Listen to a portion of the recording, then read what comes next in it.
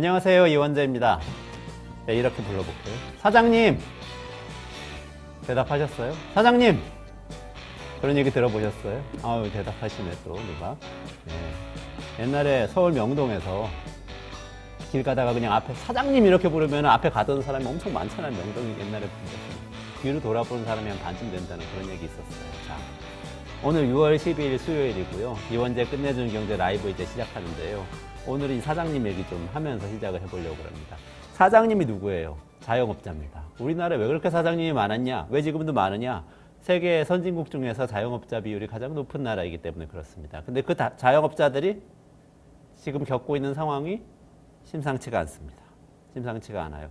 1월부터 4월까지 서울에서 일반 음식점, 우리가 일반 술집 말고 그냥 음식점 있잖아요. 그 곳들 중에서 폐업한 곳을 한번 세봤어요. 그랬더니 5,248곳, 5,000개 정도가 문 닫았다는 건데 이게 어느 정도냐? 연간으로 따지면 4월까지니까 3배 하면 15,000개 정도 문 닫는다는 얘기잖아요. 이게 서울 시내에 있는 음식점, 일반 음식점 8곳 중에 한 곳이에요. 8곳 중에 한 곳이 연애 문을 닫는다. 우리가 가는 식당 8개는 더 되시죠? 뭐 10개, 20개 되실 거 아니에요. 지난 한 달 동안 가본 식당도 10개 넘을 거예요. 그 중에서 상당수가 문을 닫는다. 이런 얘기입니다. 코로나 이후에 1년에 한 10,000개 정도 폐업을 해왔었어요. 근데 올해는 코로나 이후에도 가장 많은 아마도 15,000개 정도가 폐업을 할 것 같다. 이런 얘기죠. 서울 시내도 길거리에 빈점포 막 보이잖아요. 자, 그리고 노란 우산 공제금이라고 있어요. 이게 뭐냐면 자영업자가 폐업하면 공제금을 지급하는 거예요. 좀 생활 폐업하면 바로 그 폐업 자금도 들고 어려우시니까 도와드리는 그런 돈인데 이게 1분기에 4,100억 원이 나갔습니다. 작년 같은 기간 1년 전보다 20% 늘어났습니다. 20% 더 폐업하고 계시고 20% 더 생활고를 겪고 있다. 이런 얘기죠. 어떤 상황인지 이제 대충은 아시죠? 자영업 직접 안 하시더라도 아실 거예요. 금리가 높아졌잖아요. 근데 코로나 때 자영업 장사가 전혀 안 됐잖아요. 사람들 없으니까. 그래서 계속 적자가 나니까 돈을 빌려야 되는데 정부에서 그때 지원금을 주는 게 아니고 돈을 빌려줬다고요. 정책자금 받았는데 그땐 저금리였잖아요. 1%대 금리로 받았는데 코로나 끝나고 정책금리로 받은 돈은 갚아야 되잖아요. 그러면 딴 데서 빚내서 갚아야죠. 그동안에 돈을 벌어서 쌓아놓지는 않았잖아요. 근데 딴 데서 빚낼 때 어때요? 고금리잖아요. 고금리가 왔어요. 그러니까 처음에는 은행에서 빌리다가 그 다음엔 제2금융권 가서 빌리다가 그 다음에는 사채까지 끌어쓰고 카드론 쓰게 되고 이렇게 되는 거예요. 그러니까 어떻게 되는 거죠? 폐업할 수밖에 없게 되는 거죠. 굿바이 사장님 이렇게 인사드려야 될 분들이 점점 더 많아지고 있는 겁니다. 견딜 수 없는 상황인 거예요. 어떤 자영업자분은 이렇대요. 코로나19 때 빌린 돈 금리가 1.8%였대요. 처음에 빌렸을 때. 근데 똑같은 돈을 지금 제가 말씀드린 대로 빌려서 갖고 하다 보니까 지금 17% 연간금리를 물게 됐다는 거. 이거 어떻게 견딥니까? 서울만 제가 아까 말씀드렸는데 식당 5,000개 문 닫았다고요. 4월까지. 근데 전국적으로 보면 지난 1년 동안 1년 사이에 자영업자가 94,000명 줄었습니다. 94,000개의 가정에서 수입이 없어진 거예요. 94,000개의 가정에서 지금 그 고통을 같이 가족들이 겪고 있는 겁니다. 길거리에서는 빈점포가 늘어나고 사장님들이 줄어들고 손님들이 사라지고 있는데 요즘 붐비는 데가 있다고 합니다. 서초동이에요. 서초동에 어디냐? 법원. 회생법원이라고 있습니다. 서울 회생법원. 파산 신청하려면 가야 되는 거예요. 거기에 사장님들 다 가가지고 파산 신청하고 계신다는 거죠. 이게 지금 자영업자만의 문제가 아니에요. 이거 어떻게 되는 거죠? 그분들 다 점포를 운영하고 있잖아요. 근데 그 점포들 다 이제 매물로 내놓죠. 그러면 어떻게 됩니까? 상업용 부동산 시장 문제가 생깁니다. 상가 오피스 여기 가격이 매물이 많이 나오니까 떨어지겠죠. 그러면 상가 오피스 돈 빌려줬던 그 수많은 제2금융권에도 문제가 생길 수 있습니다. 또 어디에 문제가 생기죠? 이분들 다 주택담보대출도 받았었어요. 장사 안 되니까. 그 주담대 받은 그 집들 어떻게 되죠? 상황이 어려워지면 파셔야 되고 매물로 나와요. 그러면은 민간 아파트 시장, 부동산 시장에도 문제가 생기겠죠. 그래서 전문가들이 지금 올해 안에 자영업자 부실로 인한 우리 경제 전체 부실이 수면 위로 드러나게 될 거다. 이렇게 얘기를 하고 있습니다. 우리나라 반도체 어렵다고는 그러지만 여전히 잘 나갑니다. AI 시대 준비해야 됩니다. 전부 다 잘해야 되지만 또 그게 우리 정말 국민들이 먹고 사는데 직접적으로 연결이 안 되면 무슨 소용이겠어요. 경제 성장률이 2배가 되더라도 그게 우리 주머니로 들어오지 않으면 무슨 소용이겠어요. 그러니까 이 자영업자들 도와드려야 되는데 지금 한국은행은 금리를 내릴 기미가 전혀 없습니다. 정부는 세금을 깎아주고 재정을 줄인다고 합니다. 그러니까 자영업자들한테 이제 갈 돈이 없을 겁니다. 그래서 암울한 상황입니다. 암울한 이야기 전해드렸는데요. 오늘 방송 소개해드리겠습니다. 오늘은 이승원 시사평론가와 같이요. 유럽에서 극우파 여성 3인방이 급부상하고 있다고 하는데 이 이야기 좀 전해드리고요. 최승병 박사 워커노믹스 시간이 이어집니다. 일본의 군사대국화 지금 시리즈로 계속 말씀드리고 있는데 군사대국화가 실제로는 전쟁을 일으켜서 침략하기 위한 게 아니고 외교를 다변화해서 중국하고도 동남아하고도 친하게 지내기 위한 유연한 전략을 펼치기 위한 것이라고 하는데 이 이야기 아주 깊이 있게 다뤄보겠습니다. 조금만 기다리시면 다시 돌아오겠습니다.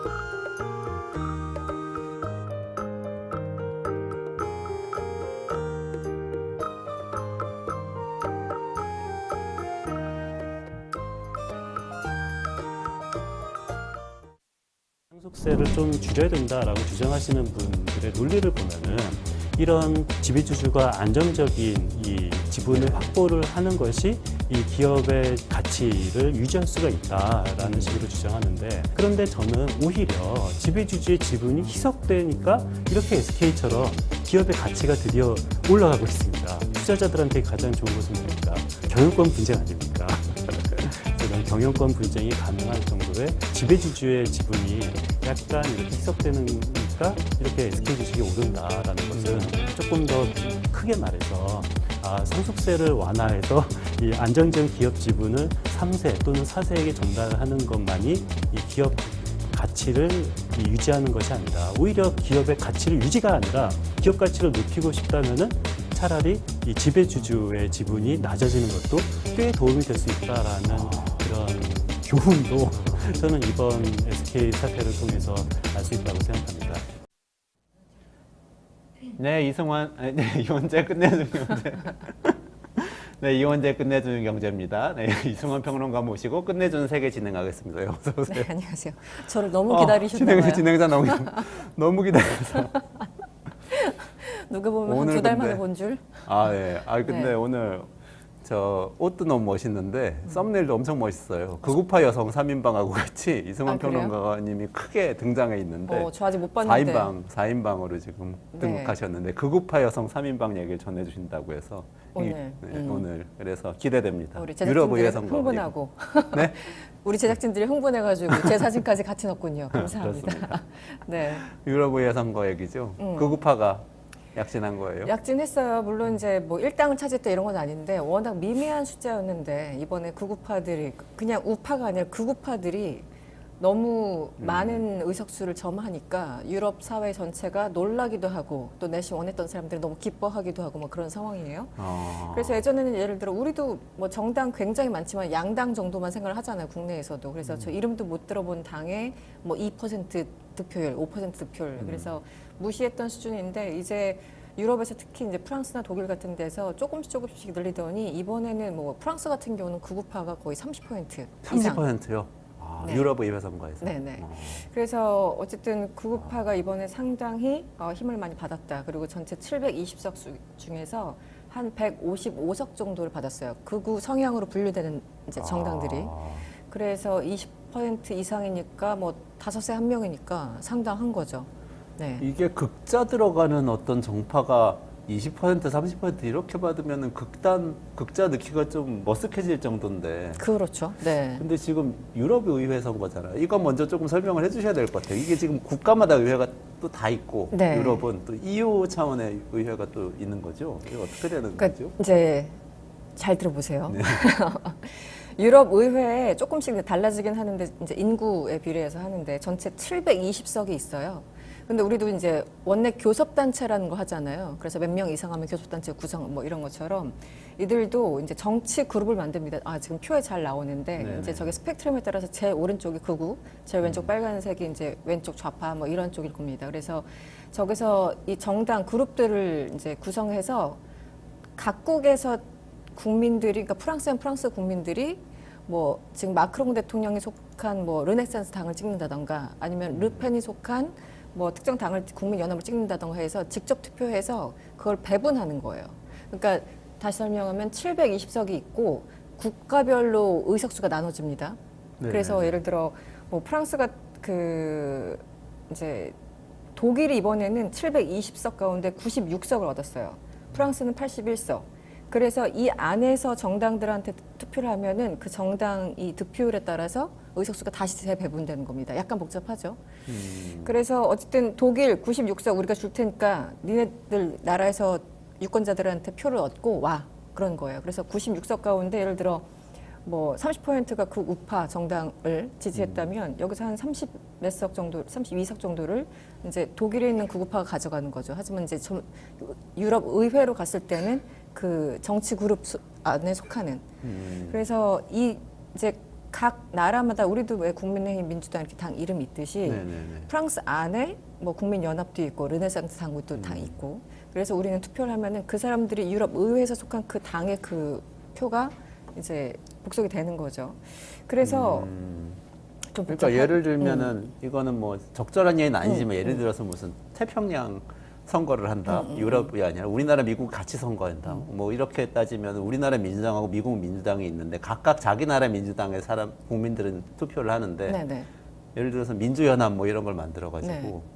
그 태평양 공동체의 의회에 한국 민주당과 미국 민주당이 같이 속해 있는 네네. 어떤 연합에 네, 맞아요. 의석이 배분된다. 네, 그런 개념이에요. 그런 그래서 개념이에요. 우리도 왜 이제 정당들끼리 연합해가지고 힘을 합치잖아요. 유럽 의회에서도 서로 다른 나라, 서로 다른 당인데 성향이 맞아. 같은 극우야. 아, 우리 이민 정책 반대. 뭐 우크라이나 전쟁 지원하는 거 너무 싫어. 이러면은 독일에서 그런 생각을 가진 정당이 있고 프랑스에서 그런 생각을 가진 정당이 있잖아요. 그들끼리 유럽 의회에서 정치 그룹을 형성하는 거예요. 우리를 따지면 이제 교섭단체 같은 걸. 그래서 거기 이제 새로운 이름을. 그래서 당 이름은 이제 유럽 의회에서는 중도 우파 성향의 뭐 유럽 국민당 이게 다수당입니다. 그리고 이번에 유지를 했어요. 1당으로.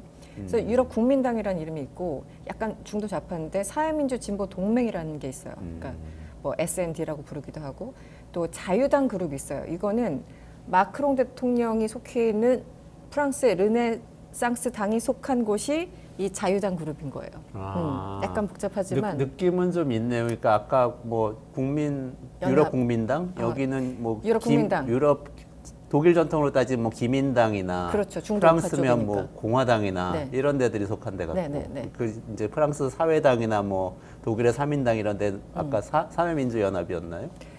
사회민주 진보 동맹. 사회민주 이런 데 속할 것 같고 그런 느낌이네요. 마크롱은 원래 중도니까 뭐 자유당 그룹 맞아요. 뭐 이런 쪽. 네. 그렇게 되는군요. 그러니까 그래서 아까 저 의석수 그림으로 나왔잖아요. 그래서 좌석 배치도 뭐 어느 나라 하지 않고 극우 쪽이면 이쪽에 왼쪽이면은 이쪽에. 그래서 정치 성향에 따라서 아예 의석이 배정이 돼요. 진짜 좌파는 왼쪽, 우파는 오른쪽 이렇게 안 치나 봐요. 실제 오른쪽 왼쪽인지는 확인을 해봐야 되겠습니다만. 그래서 저 표가 그냥 나온 게 아닌 게 실제 오른쪽과 왼쪽의 스펙트럼에 따라서 각각 정치 그룹, 그러니까 프랑스에서 극우파, 독일에서 극우파가 모여서 오른쪽을 차지하고 프랑스에서 왼쪽, 뭐 독일에서 왼쪽해서 왼쪽이 차지하고. 그래서 저 이제 그린 색깔은 말 그대로 녹색, 기후 쪽 관련한 저 당이니까 스펙트럼이 저렇게 되는 거예요. 그래서 어쨌든 이 기존의 다수당 유럽 국민당 중도 우파인데 여전히 다수석을 이제 확보를 했고 그다음에 중도 좌파 사회민주 진보 동맹이 뭐 135석 정도 20% 차지했고요. 그래서 기존에 있던 중도 좌우파 뭐 자유 계열, 리버럴 계열이 어쨌든 다수파를 점했는데 어쨌든 제일 오른쪽에 있는 ECR이라고 불리는 당하고 ID라고 불리는 그 당은 둘만 해도 벌써 130석 정도 돼요. 그리고 전체 극우파 뭐 폴란드나 이쪽 헝가리 쪽 다 합하면 156석 정도가 돼서 20%가 넘어간다는 거죠. 그래서 굉장히 그룹이 위협적인. 또 여러 개 있군요. 네, 여러 개 우파 있어요. 안에도. 네네. 그러니까 아까 그 표에 보니까 정체성과 민주주의. 네, 이런 그룹이 이름이 있고. 정체성과 민주주의도 있고, 아. 네. 그래서 딱 이제 봐도 파란색 쪽이 엄청 많고 지금 저기 선거 결과죠 지금 그렇죠. 표가. 네네네. 빨간색이 저게 딱 신호등 같아 보이는데 독일의 신호등 동면 같이 노란색, 초록색, 빨간색이 쪼그라드는 게 딱 느껴지네요. 네, 이 표는 제가 봤던 표랑 좀 다른데 어쨌든 이 유럽 국민당 제일 다수당을 차지하고 있는 데를 보통 이제 가운데 하고 저 무소속을 가장 이제 오른쪽을 빼는 그런 표도 있는데 어쨌든 무소속은 그 와중에 그 정치 그룹을 형성하지 못한 혹은 안 한 그런 정당들이에요. 말 그대로 무소속. 그래서 이제 어떤 당이냐면 같은 우파 내에서도 얘네들 너무 극단적이야. 안 돼. 그래서 뭐 독일을 위한 대안 이런 데는 퇴출당했어요. 그 그룹에서. 네. 극우파에서도 퇴출당 너무 극우파라고 네. 퇴출당한 거예요. 왜냐면은 나치 그룹들 가운데서도 모두 다 나쁜 인간들은 아니야. 이런 발언을 한 의원이 속해 있는 당이 바로 독일을 위한 그 대안이란 그룹이었거든요. AFD죠. AFD인데 그래서 이제 이탈리아나 이런 데서 봤을 때 야, 우리도 그거지만 저건 너무 심한 거 아니야? 어떻게 나치를 옹호하는 발언을 해서 이제 의원만 퇴출시킨다고 그 당에서 당황해가지고 했는데 아니야, 니네 당 우리가 함께할 수 없어요. 그래서 그 당을 아예 퇴출시켰어요. 그래서 그 그룹에 속하지 못해서 그런 경우 이제 무소속으로 그러면 가는 거죠. 지금 유럽의회에서 이겼다는 그 극우파는 나치를 옹호하는 데까지는 안 간 거기까지는 안 극우파군요. 갑니다. 네. 거기까지는 안 간 네. 극우파인데 그런 그룹도 있다. 거기까지 간 그룹도 있다. 그 우파도 다 그냥 우파라고 해서 그냥 싸잡아서 얘기할 수 없고요. 그 안에도 결이 또 달라서 그래서 프랑스의 이제 르펜하고 이탈리아 총리죠. 그 멜로니 총리. 둘 다 뭐 멜로니. 우파, 심지어 이제 극우파죠, 사실상. 근데 둘이 또 달라요. 그래요? 네, 그래서 소속 당도, 그러니까 멜로니가 속한 이탈리아 형제당은 ECR이라는 극우 정치 그룹에 속하고, 프랑스의 그 마린 르펜이 속한 국민연합이라는 당은 아이드라는 당에 속해요. 그래서 유럽 연합에 가서도 둘은 또 그 당을 달리합니다. 네, 그래서 어떤 특정 사안에 대해서는 굉장히 서로 이제 의기투합하는데 어떤 특정 사안에 대해서는 이제 반대하는 거죠. 그러네. 국가별로 또 이해관계가 엇갈리는 부분도 있을 수도 있고 그렇겠네요. 네. 그래서 훨씬 더 복잡한 함수예요. 저기는 국가별 이익도 있고 게다가 이제 우파냐 좌파냐에 따라서 서로 이해관계가 다르기 때문에 굉장히 좀 복잡하죠. 그래서 저기서 정치하시는 분들은 정말 정치를 그 고단수로 하시는 게 아닐까. 해야 되겠네요. 네, 그런 생각을 한번 해봤습니다. 이승희님 댓글 주셨네. 내 삶에 도움되는 끝내주는 경제네. 유럽 의회 이야기 내 삶에 엄청 도움되실 거예요. 잘 들어보세요. 아니 말씀하시니까 네.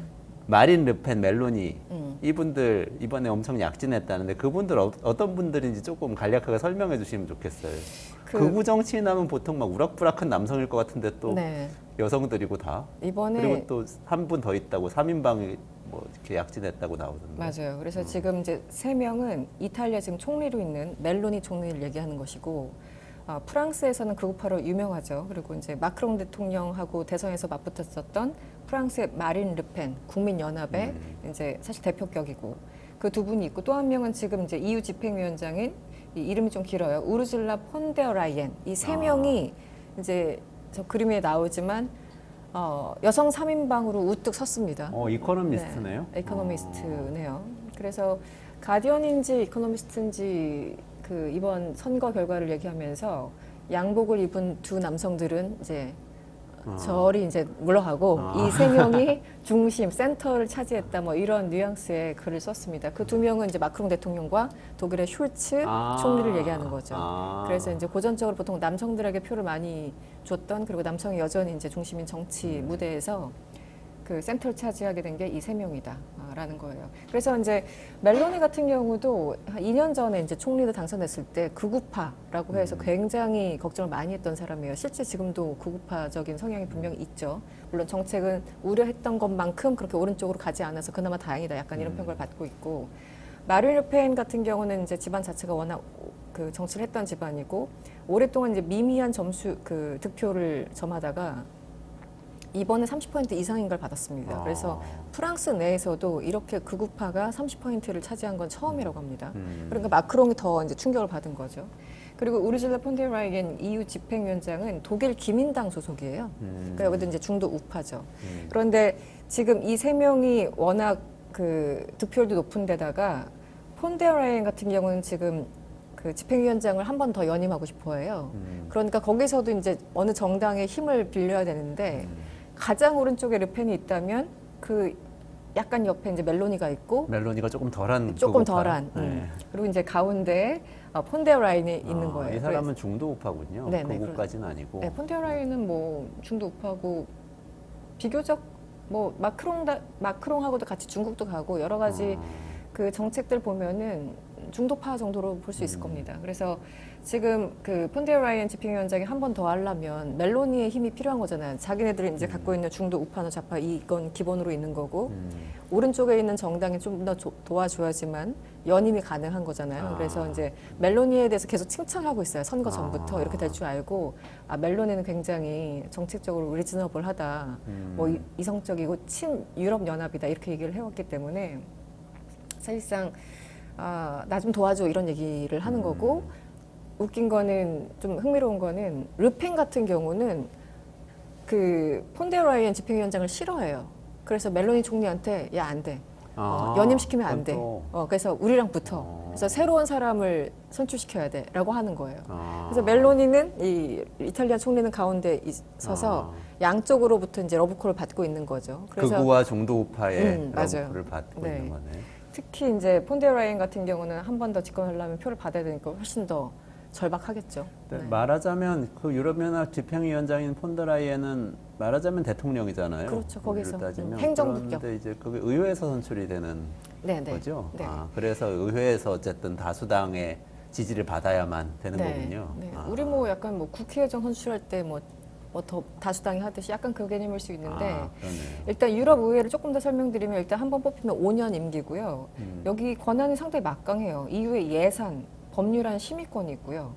그리고 방금 말씀해 주신 것처럼 EU 집행위원회 위원장의 선출권이 있습니다. 그러니까 돈, 법안, 뭐 EU 집행위원장 선출권 사실 거의 다 갖고 있다고 봐야 되겠죠. 그러네요. 네, 네. 일종의 유럽연합의 대통령은 간접선거제군요. 의회 의원을 그렇죠. 선출한 네, 네. 그 의원들이 대통령을 선출하는 것 같은 구조로 우리나라로 빗대서 얘기하자면 그렇습니다. 그런 구조네요. 네. 권한이 막강하군요. 사실. 권한이 막강해요. 대충 얹혀 있는 게 아니고 하긴 뭐 유럽 연합이 이제 정체성을 상당히 많이 갖게 됐으니까 예전에 비하면 훨씬 더 그럴 수도 있겠는데 근데 이게 지금 뭐 일파만파인 것 같아요. 유럽의회 선거가 이렇게 되는 거하고 또 연관이 있는 건지 없는 건지 모르겠는데 프랑스의 마크롱 대통령은 의회 예산하고 총선거 다시 하자고 했다는 보도가 있던데요. 이게 이제 프랑스도 약간 이원집 정부제 같은 개념이잖아요. 대통령도 있고 총리도 있는데 지금 이제 대통령만 보이니까 총리가 좀 안 보이는 그런 상황. 근데 이제 마크롱 대통령이 어쨌든 대통령이 의회 해상권을 갖고 있어요. 프랑스에서. 그래서 이번에 너무 충격을 받아가지고 조기 총선하겠다. 의회를 해산하겠다. 유럽의회 선거에 충격을 받아서. 네네.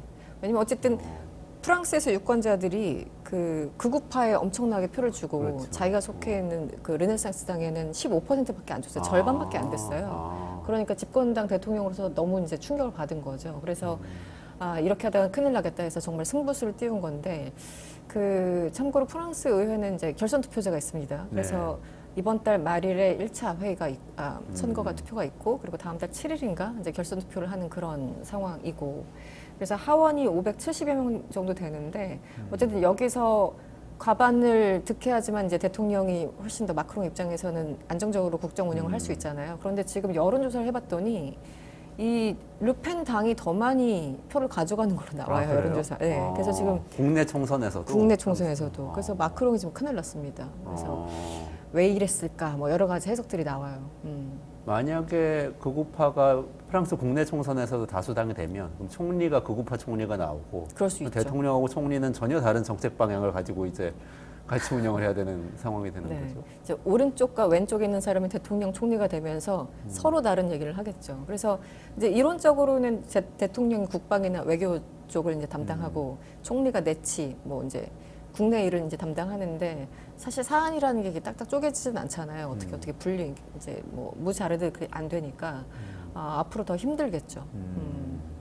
그런데 이제 일각에서는 이렇게 될 걸 알면서도 승부수를 띄운 이유가 이제 잘 되면 좋고 안 되더라도 이제 그렇다면 이제 국민연합 극우파가 같이 국정에 동참해서 했을 때 얼마나 망하는지를 보여줄게. 뭐 이런 속내도 깔려 있는 건 아닌가. 그래서 3년 뒤에 있는 대선에서 국민연합이 팽당하도록 하기 위한 어떤 과정으로 이걸 또 삼는 것은 아닌가 이런 극단적인 해석까지 나오는데 한번 망해보자. 네, 한번 망해보자. 그런데 설마. 그건 조금 심한 것 같고요. 마크롱 입장에서는 뭐 더 나빠질 게 없다라는 생각을 했던 거겠죠. 그리고 다시 한번 이제 국민들의 심판을 받고자 하는 그런 게 있는 거겠죠. 근데 어쨌든 극우파가 프랑스 국내 선거에서나 유럽의회 선거에서나 약진을 한다는 건데 왜 그런 거예요? 이게 이제 사실은 어느 나라나 우리나라도 마찬가지고 어느 나라나 경제 이슈가 가장 크죠. 그리고 이제 인플레이션이 너무 심해지니까 인플레이션, 경제, 뭐 소득 문제, 양극화 문제 이런 게 가장 큰데 여러분 아시겠지만 이제 2011년 시리아 내전 이후부터 지금까지 쭉 10여 년간 벌어진 일이긴 합니다만 이 이민자 난민 문제가 워낙 컸어요. 그래서 독일 메르켈 총리가 10여 년 하면서도 가장 난관이 아마 이제 난민 문제를 어떻게 처리하느냐 이런 거였을 텐데 지금 우크라이나 전쟁 터지고 뭐 이러니까 훨씬 더 이게 심해진 거예요. 그러니까 국내에 있는 특히 이제 젊은 세대들, 2030 세대들은 경제도 안 좋지, 인플레이션 심하지, 직업은 뭐 실업률도 높지, 그리고 뭐 연금 문제나 모든 이 부가 기성 세대 혹은 기득권 세대들이 다 이제 획득하고 있는 것 같지 하니까 여러 가지 불만이 쌓인 거예요. 근데 난민까지 들어오고 이민자까지 들어오면서 이제 그런 논리 있잖아요. 저들이 우리의 일자를 뺏는다. 그리고 뭐 사회에 무리를 일으킨다. 뭐 범죄를 높인다. 이런 이제 악성 루머, 데이터로 설명되지 않는 부분까지 어떻게 보면 설득이 되면서 극우파들이 그 부분을 콕 집어서 선동을 해왔고 그래서 젊은 세대들한테 훨씬 더 어필을 한 것이 아닌가 극우파들의 그 어떤 로직들이. 그래서 이번에 표는 경제를 내세우긴 하지만 사실은 뒤에 난민 문제나 이민자 문제 이런 것들이 더 큰 것이 아닌가라는 해석들이 많죠. 이민자 문제 참 골치 아픈 문제인 것 같긴 한데 저는 근데 유럽의 극우파라고 하더라도 예를 들면 이탈리아 멜로니 총리가 집권했잖아요. 네. 근데 또 난민들은 계속 받고는 있더라고요. 받고는 물론 있죠. 여러 가지 뭐 네. 줄인다고 말은 하는데 그렇다고 갑자기 차단하거나 이런 건 또 아니라서 우리나라하고 비교하면 우리나라는 난민을 사실상 거의 안 받고 있죠. 안 받고 있잖아요. 네, 네. 안 받는다고 공언은 못하지만 국제사회 원래 받아야 되는 거니까. 그렇죠. 네, 네. 그걸 비교하면은 또 유럽의 극우파가 우리나라 기준으로 볼 때는 극우파가 아닐 수도 있겠다 이런 생각도 들어요. 그렇죠. 뭐 유럽 기준에서는 우리나라는 다 우파죠. 우리나라 정당들은 보통 다 오른쪽이죠. 네, 우리나라 진보- 정당들한테 난민들 받을 거예요 물어보면 다 유럽 극우파보다 심하게 안 받는다고 얘기할 것 같은 네, 느낌인데. 네. 만만치 않을 겁니다. 네. 그러니까 유럽에서 뭐 오른쪽이냐 왼쪽이냐 기준이 우리나라에서 오른쪽이냐 왼쪽이냐 기준과는 또 다르니까. 네. 그리고 멜로니 총리 같은 경우는 아까 말씀드렸던 것처럼 너무 구구파여서 걱정들을 많이 했다고 했는데 어쨌든 당선이 됐다는 거는 유권자들이 이제 멜로니를 원했다라는 것이고 그런데 정작 우려했던 것만큼 그렇게까지는 안 해서 이제 유럽연합 전체로 봤을 적에는 그나마 좀 다행이다라고 하고 있고 이제 가장 이제 앞으로 우크라이나 전쟁을 어떻게 할 것인가 이게 문제인 거잖아요. 그렇죠. 이제 네네. 미국은 트럼프가 등장한다면 어떻게 될 것인가, 또 유럽연합은 의회 선거 이후에 어떻게 될 것인가 이런 것들이 관건인데 재밌는 건 이 멜로니 총리 같은 경우는 실제 우크라이나까지 가서 젤렌스키 대통령을 만날 만큼 우리는 우크라이나를 지지해라고 했어요. 그래요? 예. 기차 타고 갔어요. 바이든이 깜짝 등장했던 것처럼 그 다음 날인가 멜로니가 작년에 키우에 가서 젤렌스키를 만나서 이제 포옹하는 장면 이런 것도 있어요. 악수하는 장면. 그래서 아니 그 구구파 정당의 멜로니 총리가 웬 푸틴하고 우크라이나? 어울려야 될 것 같은데. 네. 그런 거고 프랑스의 그 르펜 같은 경우는 러시아의 관계를 다시 회복시켜야 된다. 전쟁 이후에. 그래서 약간 언급을 삼가하고 있습니다. 그래서 러시아에 대해서 그렇게 적대적인 발언을 거의 안 해요. 그러니까 같은 우파라고 해도 아까 말씀드린 것처럼 다르네요. 예, 다르죠. 이탈리아와 이제 프랑스의 우파가 뭐 반이민, 뭐 반난민 여러 가지 있지만 당장 러시아를 바라보는 푸틴을 바라보는 시각이 좀 다르기 때문에 앞으로 어떤 의제에 따라서 서로 다른 표가 좀 갈릴 겁니다. 의견이. 프랑스는 마크롱 대통령이 가장 강경하게 반러시아, 반푸틴 노선을 이야기를 하고 있었던 거죠. 그렇죠. 그러니까 마크롱도 참 흥미로운 게 초반에 2022년 2월에 처음 선거가 시작됐을 때 이제 중재자 역할을 하려고 실제 막 모스크바도 날아가고 그랬잖아요. 그래서 뭐 그 4m 탁자의 끝에 앉아가지고 이게 재밌는 사진도 있었는데 푸틴 저 끝에 앉아 있고 마크롱 이쪽에 앉아 있고.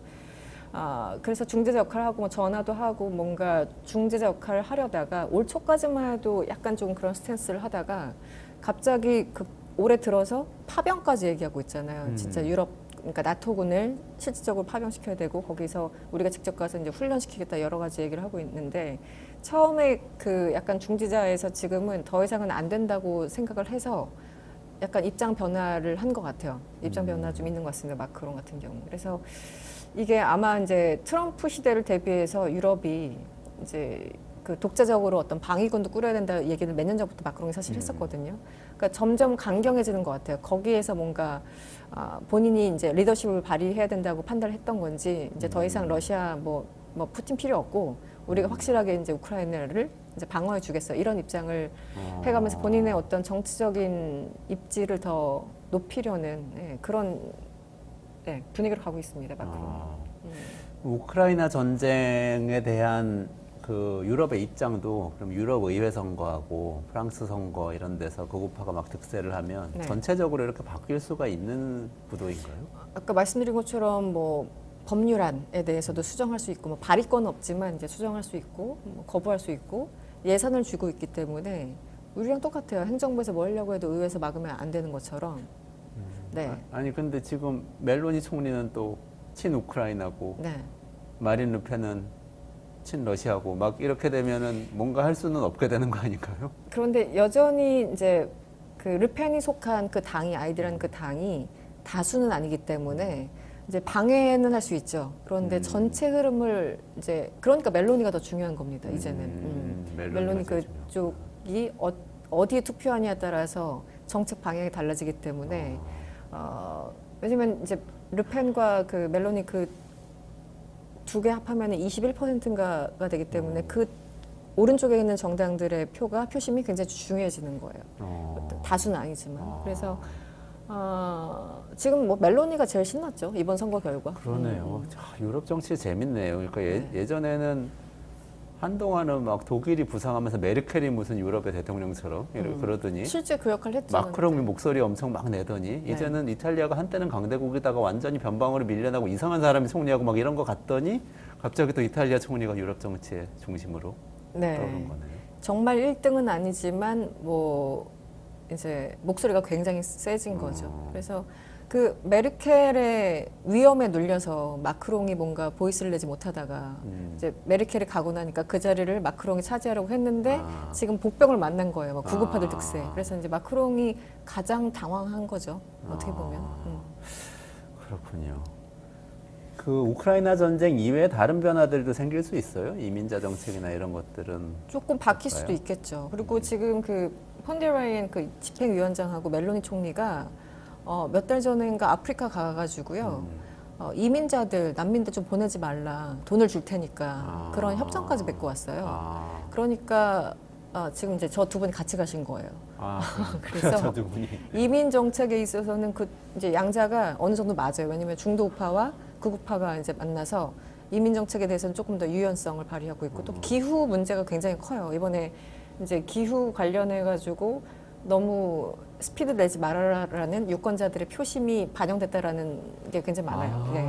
그래서 이것도 굉장히 좀 심각합니다. 기후 위기 관련해서. 왜냐면은 그 녹색당 그린이라고 아까 표시된 거기가 네네네. 무려 18석이나 감소했어요. 네. 녹색당이 패배했군요. 그렇죠. 그러니까 저 두 분은 이제 기후 정책이 이제 국민들을 너무 힘들게 만든다. 그래서 우리 좀 천천히 가자. 약간 그런 거기 때문에 뭔가 좀 맞는 거죠. 이민자 정책, 기후 정책 관련해서는 둘이 맞아서 뭔가 사안에 대해서는 아까 그 두 분이 연합할 가능성이 상당히 커지고 있다라는 분석이 나오고 있습니다. 그 가솔린 자동차 판매 중단하는 거 이런 것도 좀 늦출 수도 있고 그럴 수도 있겠네요. 느낌상. 내연기관차 35년에 중단하기로 했는데 그거 늘릴 수도 있고요. 지금 난방 같은 경우도 히트펌프 이런 것들이 이제 좀 설치를 해야 되는데 그것도 일단 그 효용성은 굉장히 좋지만 처음에 설치할 때 비용이 좀 많이 들어가지고 영국 사람들이나 이런 분들이 좀 싫어해요. 아니 왜 억지로 교체하라고 하느냐, 돈도 많이 드는데. 그래서 히트펌프 가지고도 굉장히 유권자들 불만이 많거든요, 각국에서. 그러니까 그런 것들을 좀 조정할 수 있겠죠. 뭐 한 5년 정도 더 유예 기간을 준다던가 이런 식으로.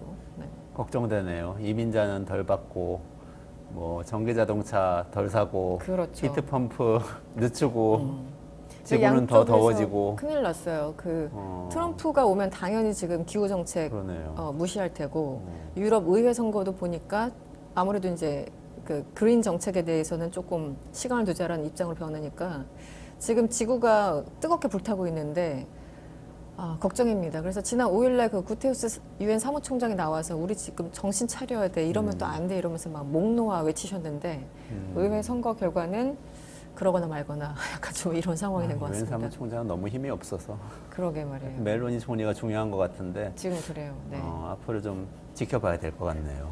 네. 알겠습니다. 9월 다음 달인가 이제 집행위원장 선거가 있으니까요. 그래요? 다음 네. 달인가 9월인가 하여튼 있습니다. 그래서 그것도 좀 봐야 되고 이제 유럽에 대해서 볼 게 좀 많아질 것 같습니다. 이번 그 여름을 지나면서 당장 마크롱이 어떻게 될지 다음 달 초에 한번 보시죠. 네, 그러시죠. 어떻게 될지 네. 30일 날 총선한다고요? 1차 그리고 1차. 내달 7일에 2차 결선 투표를 할 겁니다. 어떻게 되는지 한번 네. 봐야 되겠네요. 이거 자칫 잘못하면은 이민자 안 받아서 인종 갈등 심해지고 트럼프 대통령 돼서 또 우크라이나 전쟁은 우크라이나가 나라 반쯤 뺏긴 상태로 끝나고 그리고 기후위기 심각해지고 네.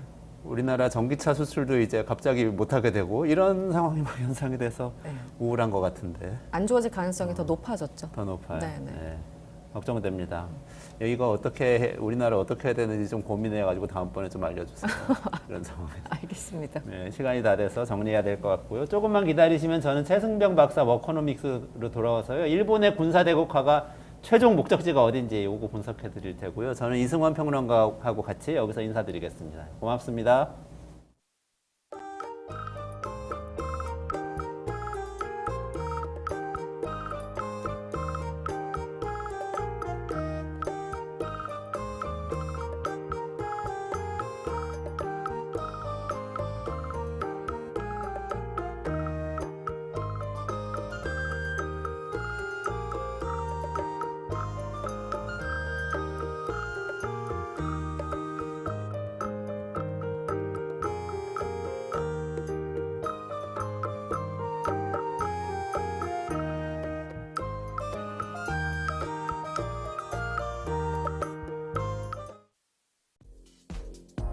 다가오는 2024년 하반기 여러분의 소중한 자산을 지킬 수 있는 특별한 시간을 마련했습니다.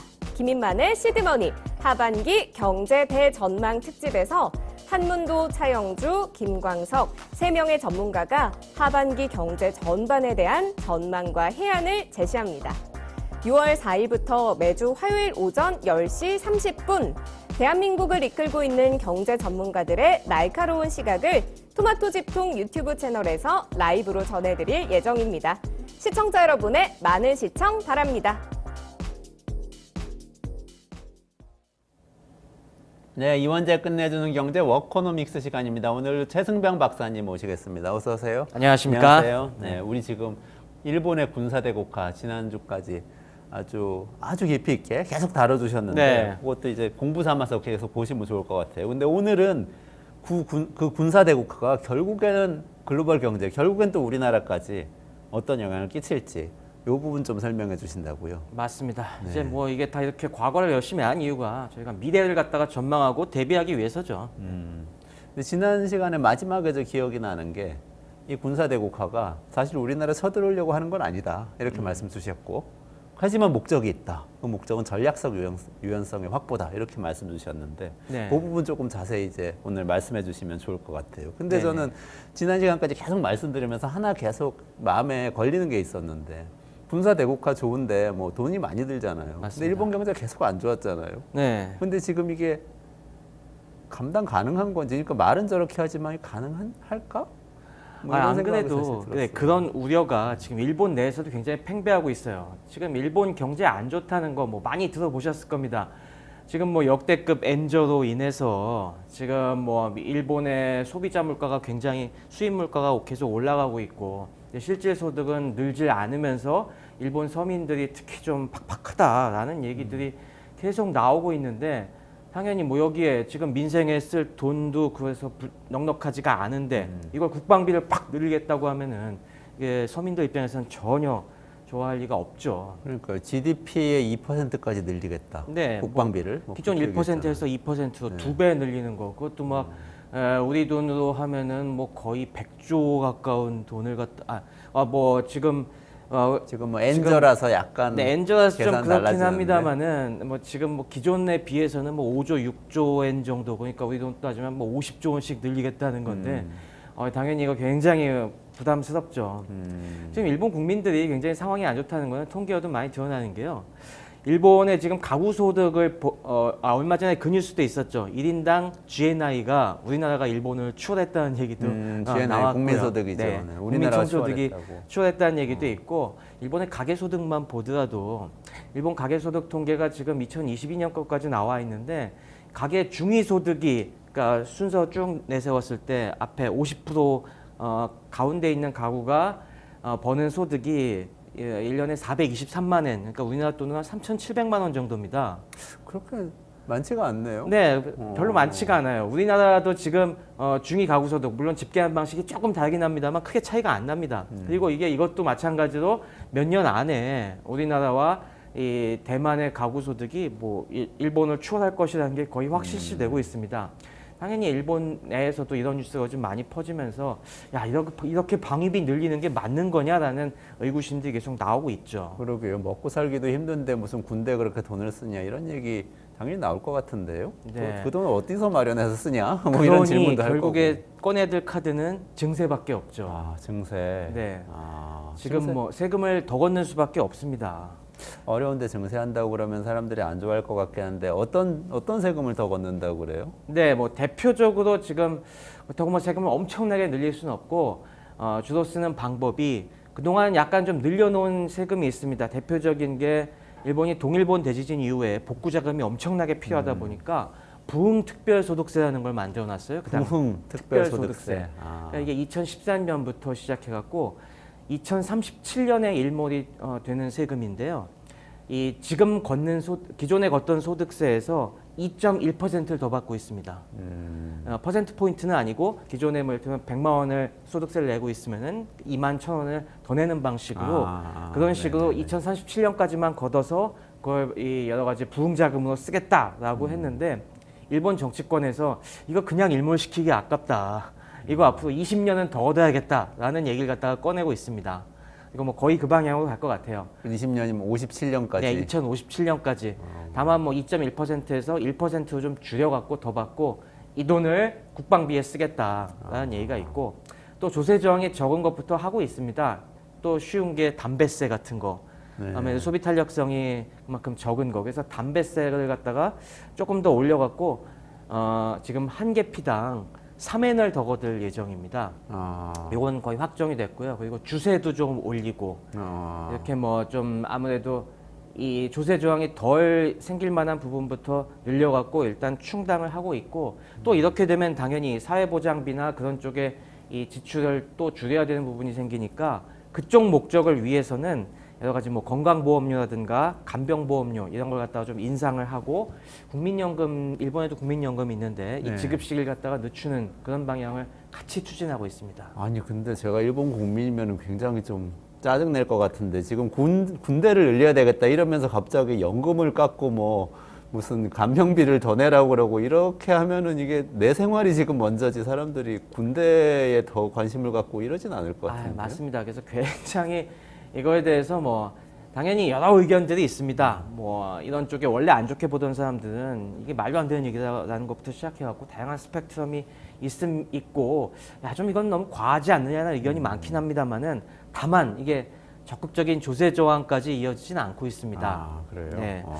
그래서 뭐 이걸 제가 왜 그런가 가만히 살펴보면은 요즘 일본 정부에서 이 국방비를 증액하면서 다양한 우리가 처한 안보 현안에 대해서 계속 홍보는 많이 해왔어요. 그러다 보니까 일본 국민들 입장에서 야 이거 세금 더 걷는 게 좀 짜증나긴 하지만은 그렇다고 해서 이 안보 불안을 방치하다가는 이게 더 큰 경제적 위기로 이어질 수 있구나라는 그런 생각을 어느 정도 동의를 하기 때문에 그런 것 같습니다. 안보 불안을 조장하는 데 성공을 했다 이렇게 볼 수가 있겠네요. 어떻게 뭐 보면 정부가. 그렇게도 볼 수가 있죠. 네. 사실 근데 명분이 동일본 대지진 복구를 위해서 세금을 올린 거를 군대를 늘리는 데 쓰겠다고 하는 건 약간 명분이 안 맞는 것 같긴 한데 그거를 설득을 하는데 성공을 했다는 얘기잖아요. 그래도 네, 뭐 100% 성공은 못했지만은 그래도 어느 정도 약간 보수적 성향을 가진 유권자들 중심으로 이게 먹히고 특히 뭐 노년층 유권자들에게 그게 어느 정도 어필이 되니까 그래도 뭐 자민당 지지가 꾸준히 이어지고 있는 것이겠죠. 어떤 논리로 그렇게 설득을 하나요?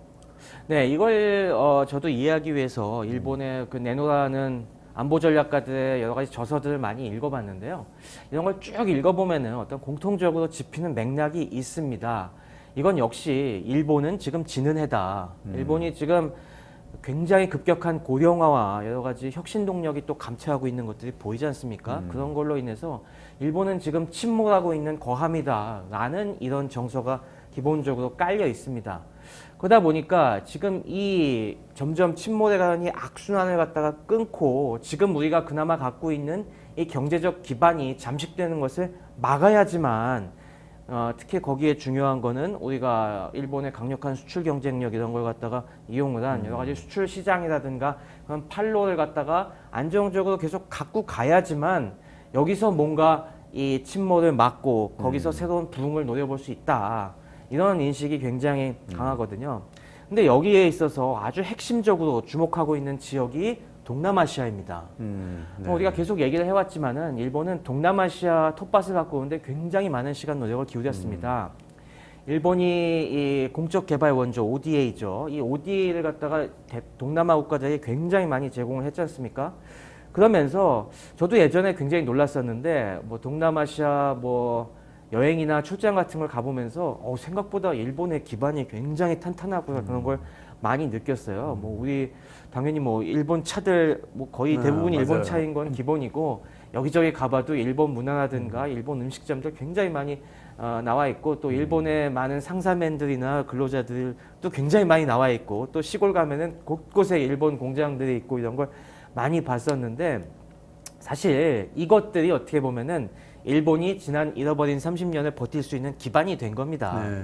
뭐 그동안 해외 여러 가지 자본 축적해 놓은 것들도 있지만은 사실 뭐 우리가 일본이 왜 저렇게 끄떡없는가라고 할 때 일본이 내수 시장이 커서 내수만 갖고도 먹고 살 수 있으니까 라는 말을 많이 했습니다만은 그것만은 아닌 것 같아요.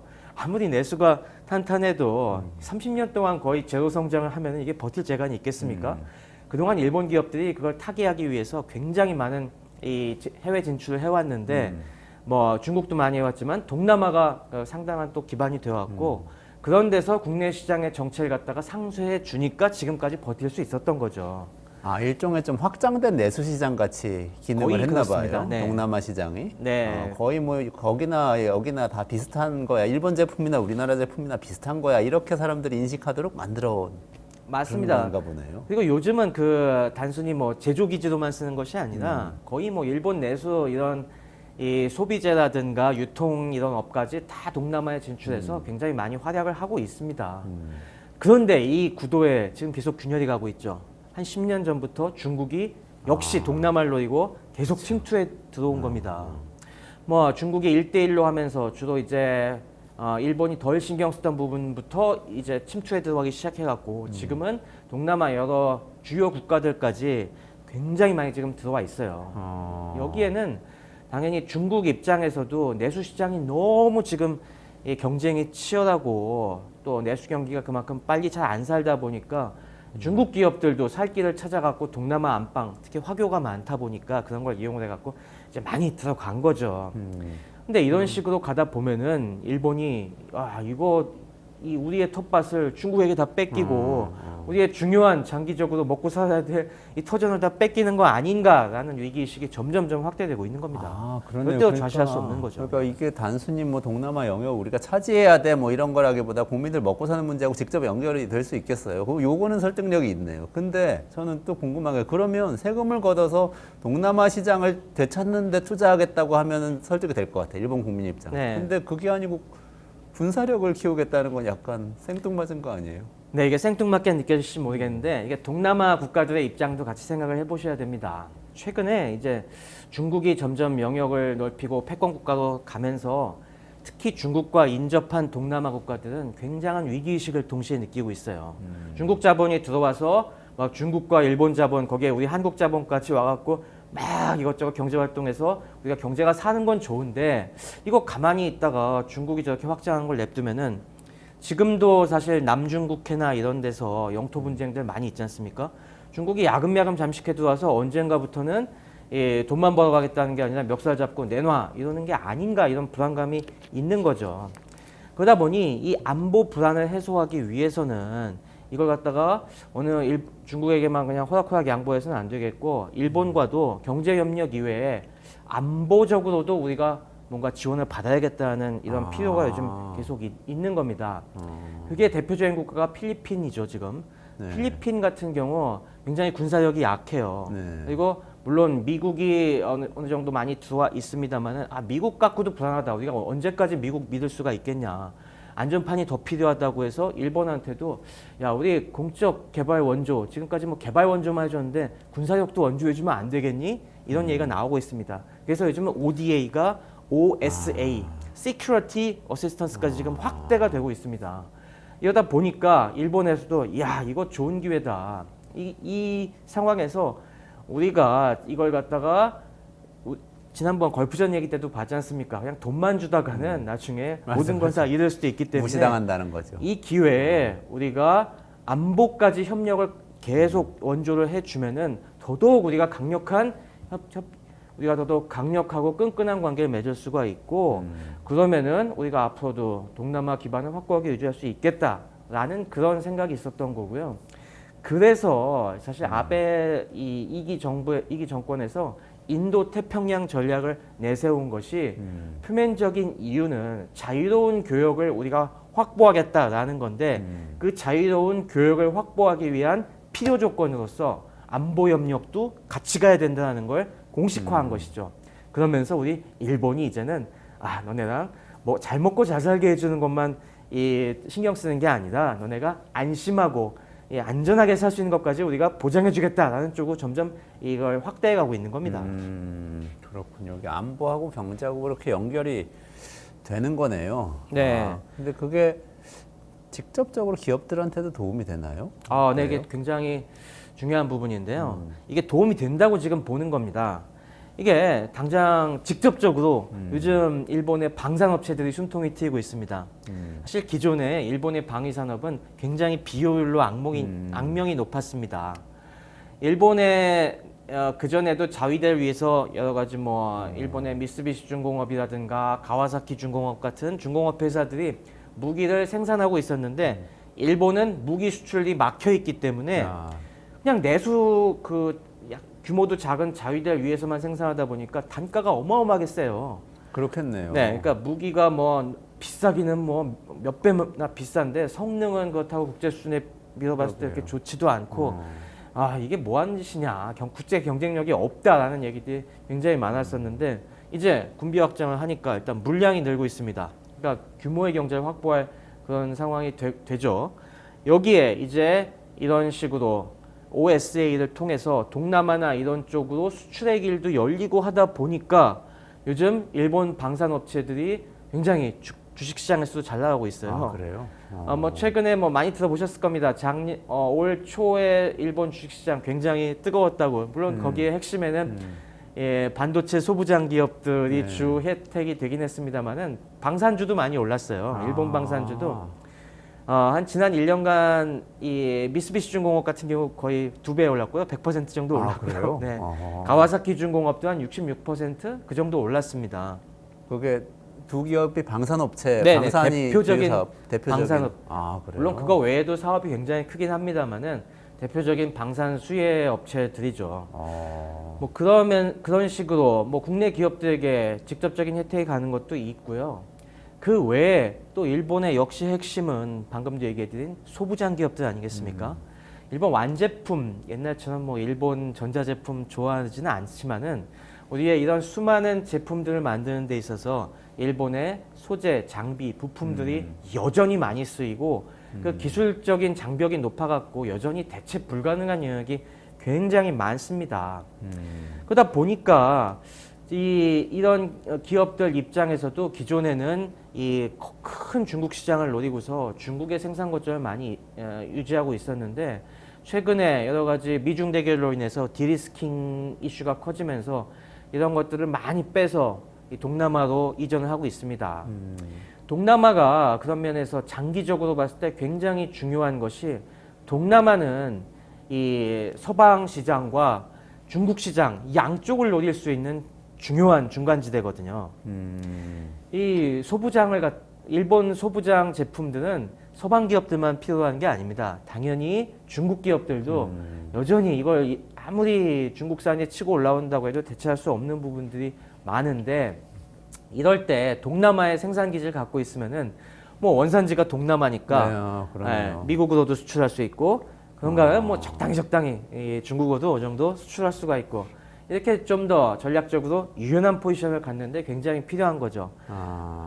이런 때 뭐 특히 이런 면에서 동남아 국가들과 일본이 딱 밀착하고 거기에 일본 기업들이 생산 기지를 이렇게 잘 유지시키면서 동남아 국가들이 또 이 중간에서 양다리 걸치면서 이 자신들의 어떤 경제적 이익 챙기는데 또 굉장히 신경 많이 쓰지 않습니까? 네. 거기에 편승해서 뭐 우리는 글로벌 시장의 영향력을 골고루 유지하겠다. 그런 면에서도 굉장히 도움이 되는 거죠.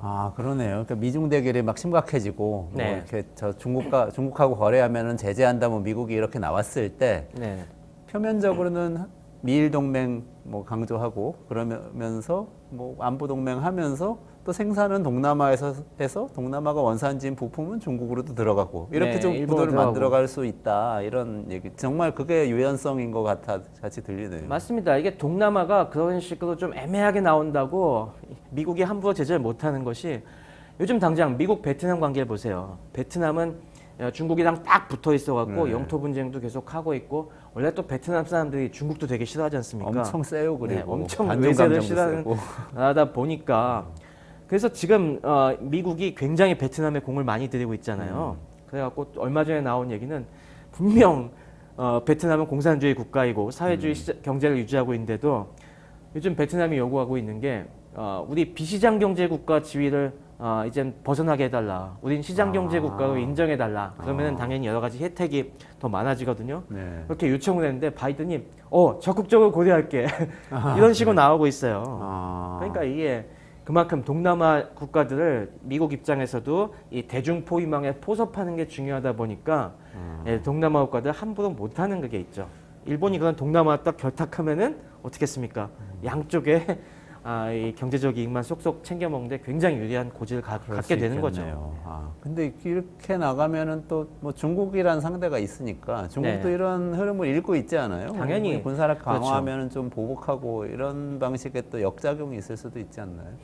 중국이 말로는 굉장히 막 불편한 기색을 드러내고 있습니다. 당장 아까 얘기한 OSA 규모가 지금 점점점 늘려가고 있는데, 특히 이번 기시다 정권 들어서 확실히 늘려가고 있습니다. 지금은 대략 한 필리핀이나 말레이시아 이런 좀 남중국해 이슈가 걸려있는 국가들을 중심으로 한 수백억 원대, 연간 수백억 원대 정도의 원조가 들어가고 있어요. 이거는 무기 사라고 들어가는 거. 그 밖에도 이제 일본도 연한이 다 돼갖고 부용 처리할 그런 무기들 있지 않습니까? 그런 거 막 이런 쪽에 넘겨주고 있거든요, 이제. 그러니까 이런 쪽 확대하다 보니까 이 중국은 계속 경고하고 있어요. 너네 이런 식으로 나오면은, 그래서 우리가 상대하려는 동남아 국가들 이런 식으로 국방력 강화시켜주면은 큰 코 다칠 줄 알아, 이렇게 말은 많이 하는데 사실 이게 실질적인 면에서 잘 먹혀들지가 않고 있습니다. 왜냐면은 이미 일본은 중국 시장에서 여러 차례 낭패를 봤습니다. 뭐 지난번 2010년대 저쪽 센카쿠 열도 분쟁하면서 그때부터도 막 린치 많이 당하고 여러 피해를 입고, 일본도 그동안 디리스킹하면서 많이 또 빠져나왔어요.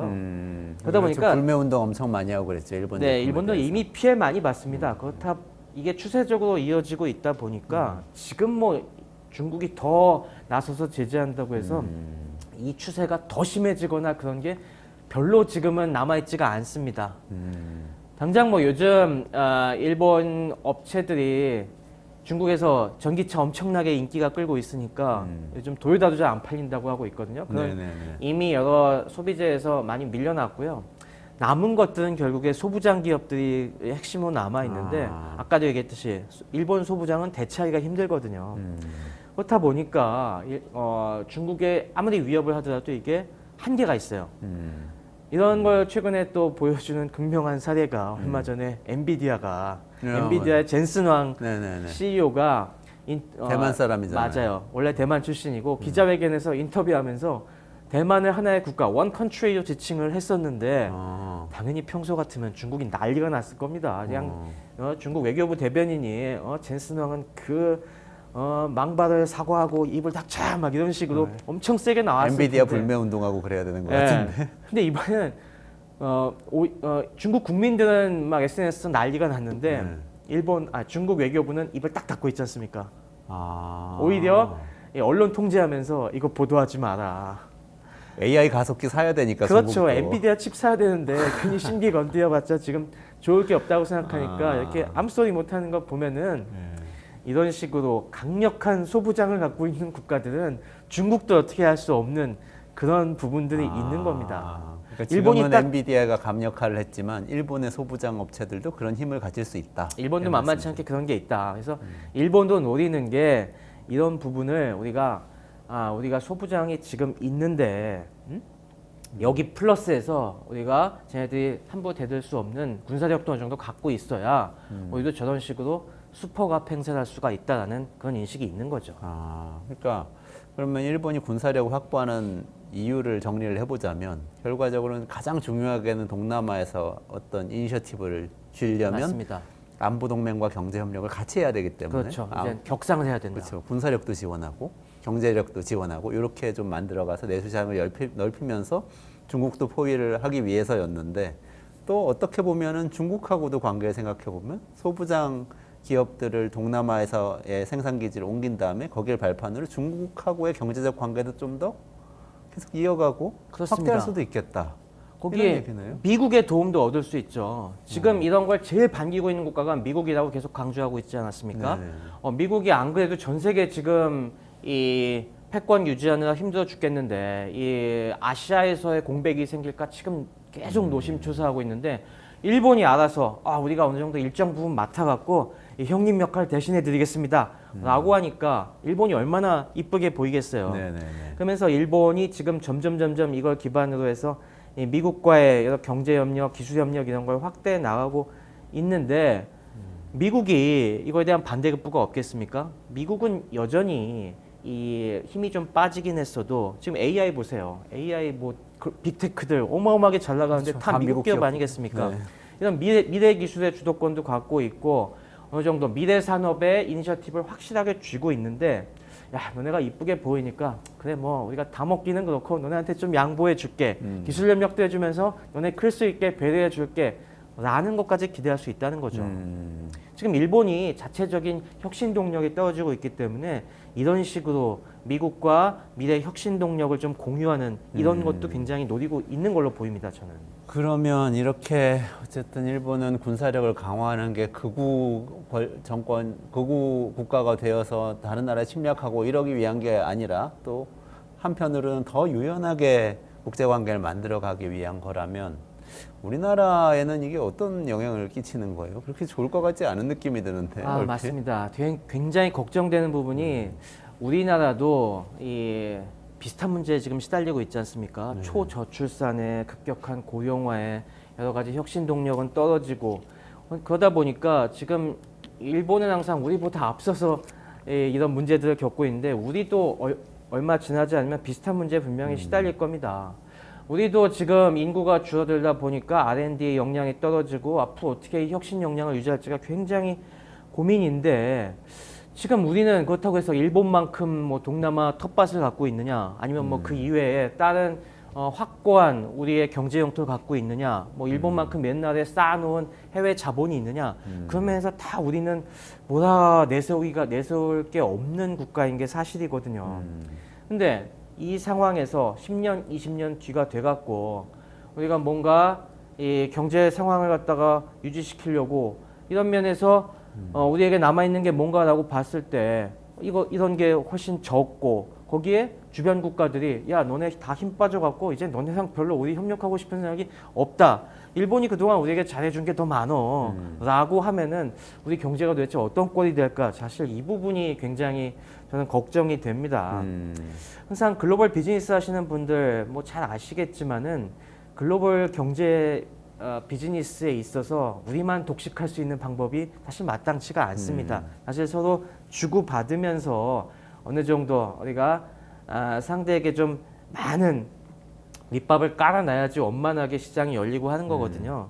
요즘 우리가 많이 뭐 치보 같은 책들이 나오면서 회자되는 것이 우리가 지금 떵떵거릴 수 있는 중요한 기반인 반도체 산업이 왜 우리가 강자가 되었느냐. 이게 1980년대 일본의 오만이 큰 역할을 했거든요. 일본이 그 당시에 엄청 잘 나간다. 우리가 곧 미국을 추월한다. 일본 반도체 기업이 거의 석권하려고 하는 때 미국이 플라자 합의하고 야 이거 일본 반도체 그냥 냅둬서는 안 되겠는 걸 라고 하면서 우리 한국 반도체 기업들에게 많은 기술 협력을 해주고 또 여러 가지 지원을 해주면서 우리가 그 틈바구니에서 쭉 경쟁력을 높인 게 지금 이런 결과를 낳았지 않습니까? 그 당시에겐 우리에게 바람직한 방향으로 갔는데 그게 앞으로도 계속이 될까?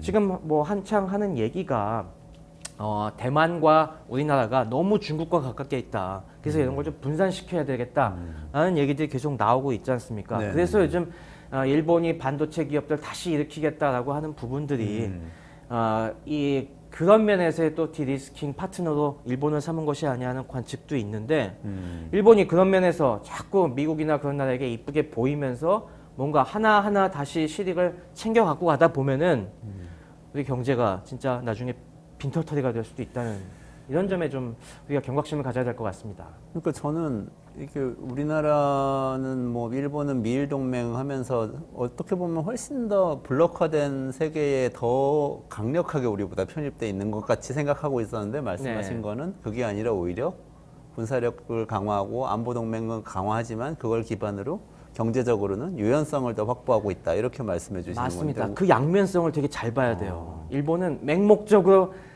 이 미국에 그냥 붙어서 그렇게 뭐 살아남겠다는 것이 아니라 거기는 거기대로 충분히 우리가 성의를 보이면서 그런 제3지대에서 우리의 또 실익을 챙겨가겠다라는 이런 전략이 사실 숨어 있다고 봐야 됩니다. 근데 우리나라는 지금 너무 맹목적으로 그 한미 동맹에만 들어가 있는 거 아니에요? 유연성이 너무 떨어지는 상황이 돼가고 그렇죠. 있는 거 우리는 아닌가? 그런 것까지 포괄한 이 큰 그림이 부족한 거죠. 사실 이게 우리가 정권이 계속 바뀔 때마다 뭐 국제 전략이 계속 왔다 갔다 하고 일관성이 없지 않습니까? 그리고 뭐 전략적으로 뭔가 쭉 추진하고 있는 게 안 보이는데 이게 문제인 겁니다.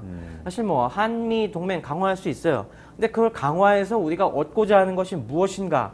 이런 좀 큰 노림수가 우리에게도 있어야 되는데 그런 면에서 사실 뭐 누가 속 시원하게 설명해 주는 게 있습니까? 뭐 그거에 대해서 우리가 믿고서 이렇게 가면 되겠다라는 그런 게 있습니까? 그런 면에서 뭔가 우리는 일본에 비해서 지금 장기적으로 대국적으로 이 국제 정세와 경제 질서의 변화를 살펴보고 전략적으로 행보하는 게 너무 부족하지 않나 요즘 그런 걸 많이 느끼고 있습니다. 지난 30년 정도 동안은 잘해왔어요. 안미경중이라고 그래가지고 미국하고 군사동맹 뭐 하면서도 중국하고 경제 교류를 많이 해서 돈도 많이 벌면서 그래도 맞습니다. 오히려 뭐 지난 국방도 잘하고 네, 1990년대부터 우리가 2010년대까지 그걸 굉장히 잘해왔기 때문에 뭐 미국과의 안보는 잘 유지해 나가면서 또 중국이라는 새로 떠오르는 그 기관차에 잘 올라타갖고 우리가 결국에 일본을 이렇게 소득에서 앞질 수 있을 정도로 쭉 올라왔지 않습니까? 네. 하지만 이 틀이 지금 바뀌어야 되는 시기거든요. 네. 우리가 능동적으로 이 틀을 바뀌고 새로운 시대에 맞는 새로운 이제 동력을 찾고 전략적 행보를 해야 되는데 과연 그것이 무엇일까? 그게 의문입니다. 뭔지 네. 이제 연구해서 알려주셔야죠. 네. 그게 필요하다까지 오늘은 네. 말씀 주시는 거죠. 네, 그런 네. 걸 뭐 제가 일본을 지금까지 쭉 봐왔는데 우리가 뭐 이게 물론 성공할지 안 할지 잘 모르겠습니다. 뭐 여전히 불안한 요소들 많이 있지만은 어쨌건 일본은 이런 위기의식을 갖고 나름대로 전략적으로 움직이고 있다.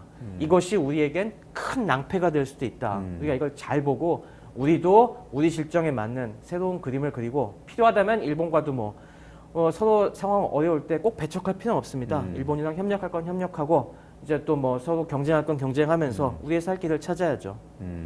그렇군요. 또 협력이 가장 중요한 또 이 전쟁의 수단이기도 하잖아요. 맞습니다. 협상이라는 게 가장 중요한 전략이다. 뭐 이런 그럼요. 얘기도 하잖아요. 네. 뭐 어느 하나 군사력만 갖고 이제 뭐 경쟁에서 이긴다, 전쟁에 승리한다, 이건 아니죠. 우리가 외교적인 노력, 당연히 이런 힘도 키우고 경제력, 군사력 다 골고루 갖춰야지 우리의 입지가 확보되고 앞으로 우리가 번영해 나갈 수 있을 것 같습니다. 알겠습니다. 아유, 이게 일본 시리즈를 이제 마무리해야 되는데요. 오늘 댓글 몇 개 주셨는데 제가 좀 못 읽어드렸네요. 이승윤님, 내 삶에 도움되는 끝내주는 경제. 봄, 여름, 가을, 겨울님. 네, 감사합니다. 유포프카님, 저하고 케미가 엄청 잘 맞는데요. 네, 네, 감사합니다. 감사합니다. 네, 앞으로도 케미 잘 맞춰서 말씀, 더 깊이 있는 말씀 드리겠습니다. 네, 알겠습니다. 오늘 이 정도로 마무리할까요? 네. 최승병 박사님하고요. 지금 워코노믹스에서 일본 큰 대전략 어떻게 가져가고 있는지 깊이 있게 파헤쳐봤습니다. 이원재 끝내주는 경제는 매일 12시 반에 진행되고요. 그런데 네, 12시 반에 진행됩니다. 내일 다시 12시 반에 라이브로 찾아뵙고요. 오늘은 최승병 박사님하고 같이 여기서 인사드릴게요. 네, 고맙습니다. 감사합니다.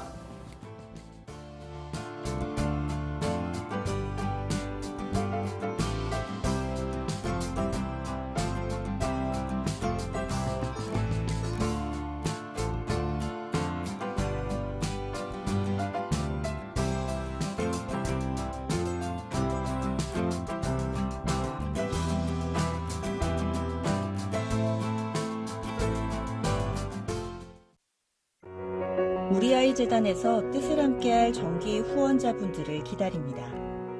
우리 아이 재단은 한반도 어린이를 위한 재단입니다. 배고픈 어린이들에게 영양 가득한 국수를 보내고 영유아 자폐 조기 검사 지원, 베이비박스의 이유식 정기 배달, 중증장애 및 취약 아동들을 지원하고 있습니다. 따뜻한 손길을 이어주는 분들께 우리 아이 팔찌와 감사 선물을 드립니다. 지속적인 지원을 통해 더 많은 어린이들에게 도움을 줄 수 있도록 정기 후원자가 되어주세요.